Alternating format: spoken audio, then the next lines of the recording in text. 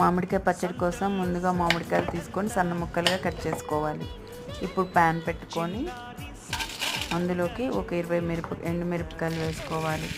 1 table spoon ఆవాలు, కొద్దిగా మెంతులు కూడా వేసుకొని బాగా వేయించుకోవాలి. ఇప్పుడు కొద్దిగా ధనియాలు కూడా వేయించి ఇప్పుడు రోట్లో వేసి బాగా దంచుకోవాలి.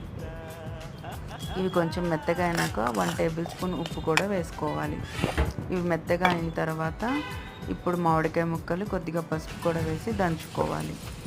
మరీ మెత్తగా కాకుండా ఇట్లా కచ్చపిచ్చగా దంచుకోవాలి. ఇప్పుడు పోపు కోసం ప్యాన్ పెట్టుకొని ఆయిల్ వేసి మినపప్పు, శనగపప్పు, ఇంకా కొద్దిగా జీలకర్ర, ఆవాలు, ఎండుమిరపకాయలు వేసి బాగా వేయించుకోవాలి.